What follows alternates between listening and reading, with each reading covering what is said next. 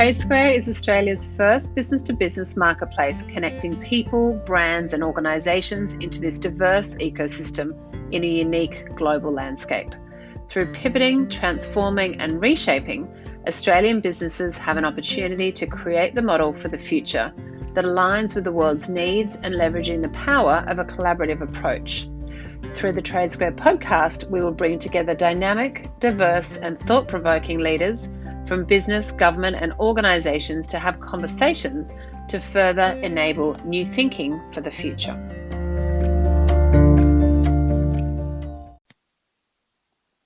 Welcome to TradeSquare. I'm Catherine Vandermeulen, and joining me on our podcast is Rob Lockhart, financial educator at Westpac's Davidson Institute. How are you, Rob? I'm well, Catherine, and how are you? Good, thank you. Now tell us, who is Rob Lockhart? Well, Catherine, I'm a person who just loves numbers. I know that probably alienates me from some people, but while I love numbers, I also understand that for some people who don't like numbers, it's more about that story behind those numbers is more important. But so that's like me in a nutshell. But if you look at my history, started out as an accountant working for an accounting firm here in my hometown of Sydney, left that and went into banking. And worked in various roles in the banking industry, but eventually found we had this great place called the Davidson Institute where we were helping business owners really understand about their businesses, understand the financial side of it. So I got involved with that. And so tell us about your original call to adventure to joining the Davidson Institute. The original call to that was way back in the 1990s, and I'm probably telling you a little bit about my age here, but I was working with businesses in financial difficulties, trying to help them overcome the financial difficulties due to the recessions we were having back then, and in some cases, unfortunately, putting them out of business as well. But the main thing was trying to help them get back on board. But one of the things I really learned about business when doing that was what were the things that went wrong with businesses? And for a lot of the business owners were great and they really understood their products and their markets and those things. But quite often they didn't understand the financial side of the business and how their decisions impacted the business financially. And it was looking at that and seeing if we could just help businesses really understand the story behind the numbers, the story behind the decisions and how they impacted the numbers in their business. If we could do that, we could really help them, basically make better financial choices and hopefully have more successful businesses. And I'm also going to say probably a little less stress as well.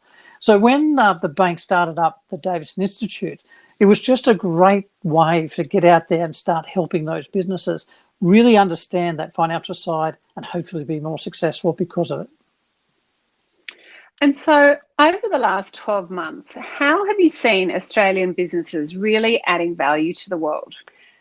The last 12 months has been interesting. I mean, there is a lot of sad stories because a lot of businesses have lost their markets because of COVID and that.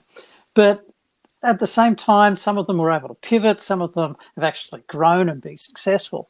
But I think from an Australian business point of view, the most amazing thing I've seen, and I mainly deal with small to medium-sized businesses. So the thing is, it's their resilience and their hope. That's just building day by day at the moment. If you're out there talking to people, we have this hope for the future. And I think it's that combined with their can-do attitude, as I said, their ability to pivot or adjust in that face of adversity that really makes Australian business owners stand out anywhere you go in the world. And so something that you are super passionate about is really understanding the stories behind the numbers, as you mentioned before, to really support businesses to making positive decisions for the future. Can you share more about what that means? Yes, Catherine. Every decision a business owner makes has an impact on the numbers in their business.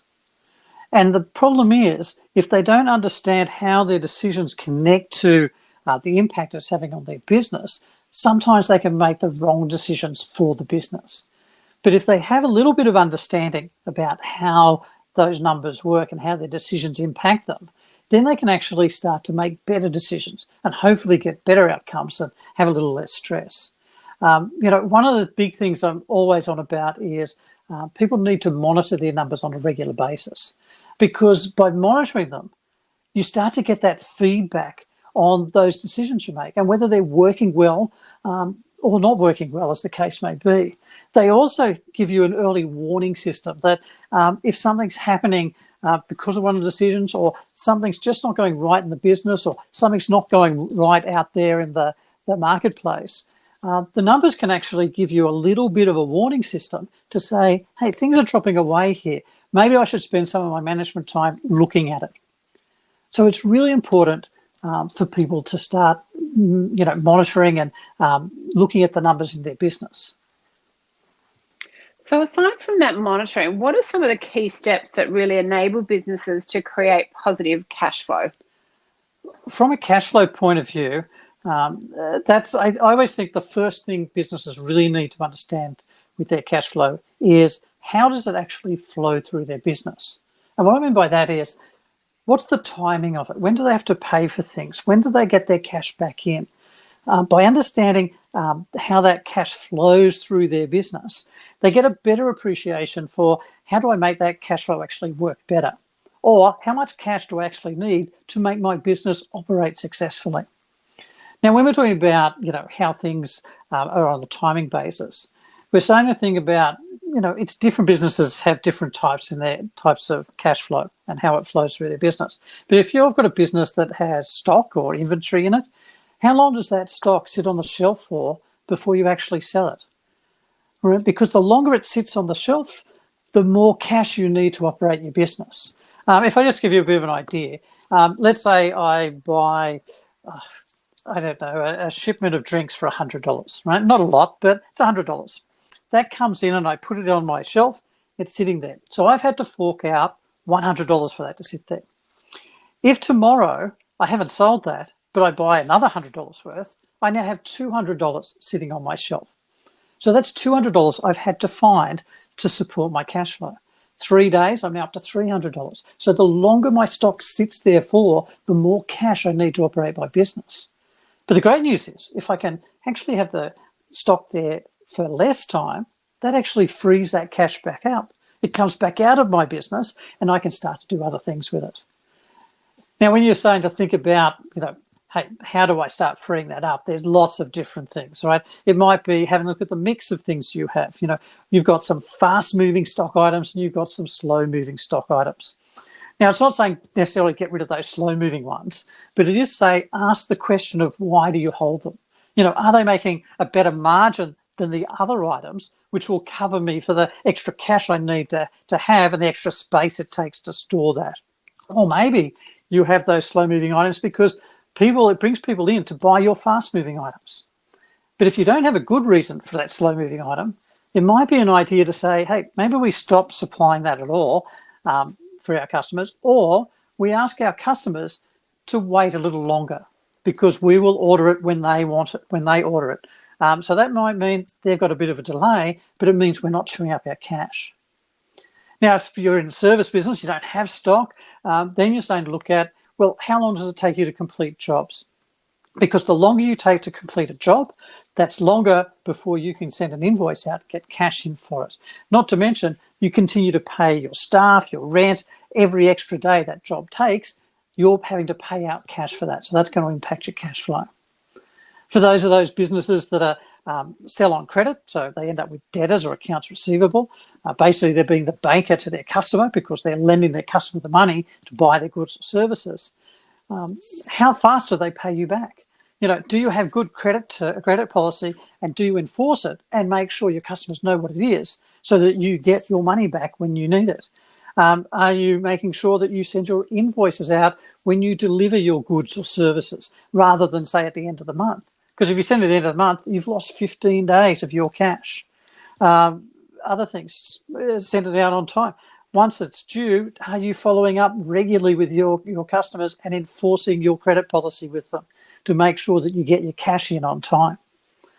One other area I sometimes see businesses issues with cash flow is with paying their suppliers. So suppliers quite often give us credit. They give us time to pay.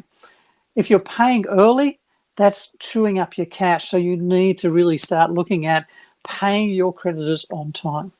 Now, don't pay them late, right? But if you do need extra time to pay, then talk to your creditors. Ask them for extra time to pay. Don't just not pay them, right? If you don't pay them, you're going to damage your relationship with your suppliers, and you don't want to do that. But these are some of the areas you've got to look at for your cash flow to make sure it continues to flow quickly through your business, right, and not chew up too much cash. But understanding that whole cash flow cycle is just so important to managing the cash in your business and making sure it works for you. And so many great and practical tips there, Rob. So thanks for sharing those. Now, what's the key message that you are really passionate about, that you are advocating and championing through your work at the Davidson Institute? I've already mentioned this, Catherine. It's like understand the numbers or the stories behind the numbers in your business. Actually, I'd understand the stories behind the numbers in your lives as well. By understanding those numbers, you get to make better decisions, have less stress, and hopefully have a more successful business out the back end. Now, I'm not saying get rid of your accountant here. Your accountant is still useful, but they're not in your business every day making decisions. So you at least need to understand that information you're getting from your accountant. How do I use that to help me make better decisions and hopefully end up with more profit, better cash flow, and as I said, less stress? And what's some of the hot topics more broadly at the Davidson Institute office at the moment? If we're talking at the moment, in February, we ran a series of webinars on getting back to business in 2021, of course. We were looking at growth, cash flow, profitability, and just getting to know the new norm coming out of COVID-19. Well, we are coming out, right? Hopefully it's going to be faster than we think. But getting businesses to understand those various important financial aspects of their business. So that series was very well attended back in February. We recorded all of the webinars and put them up on our website, and they at the moment are getting the most views of anything on our site. But our website also has a lot of other material. So if you want to explore your cash flow, want to explore understanding your financial statements a little bit better, or understanding how to measure what's happening in those financial statements, we have information on there, whether they're recordings of webinars, articles, we've got them there. You can go and have a look, and it's totally free. So feel free to go and have a look at our website. And so what are some of the ways that you really actively challenge the status quo in your role, Rob? From the status quo side of things, I think I'm going to go back and I'm sounding probably a little bit like a broken record here, but when business owners go into business, and most of them in business, they have some great skills. As I said, they're very resilient. They have a lot of hope for the world, but they're also usually very good at either selling their goods or services, or they're very good at producing their goods or services. And fabulous skills to have when you're running your own business. So the area I like to challenge them on is look at the numbers, because just worrying about your product or your sales is only part of the picture. If you don't understand how they fit into the rest of what's happening in your business, that can make life difficult for you. I've always found when I look at training courses and things, business owners will go to a lot of sales and marketing ones, and the financial ones, not really interested in the numbers, don't want to do that. But there's such a wealth of information if you just understand a little bit about your numbers to get there. So for me, for business owners, it's really saying, hey, it's not just about sales and marketing, it's also about those numbers, understanding your margins, understanding your cash flow, all those things. And so how can our listeners of the TradeSquare podcast really support the work of the Davidson Institute to create more impact? To create more impact, Catherine, what I need for your listeners to do is understand a bit more about the stories behind the numbers in their businesses. They can do that. They can come to the Davidson Institute, which is davidsoninstitute.education is our website. As I said, everything on there is free. It's not trying to, we're part of Westpac, but we're not trying to flog any products or services on that website. We are just there trying to help businesses understand more about the numbers side of their business so they can be more successful going forward. There's also stuff about personal stuff as well if you're interested in that too.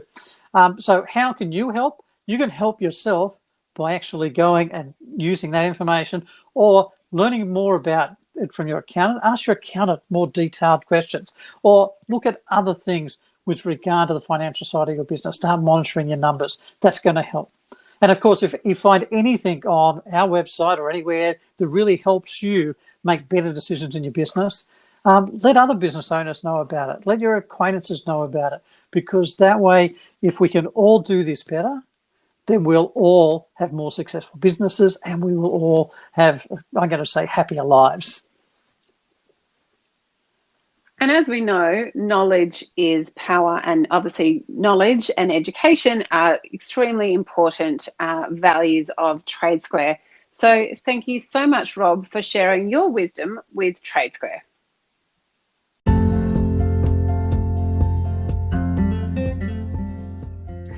For more information on TradeSquare, head to www.tradesquare.com.au and support Australian business economic recovery and growth with a collaborative approach to the future of business.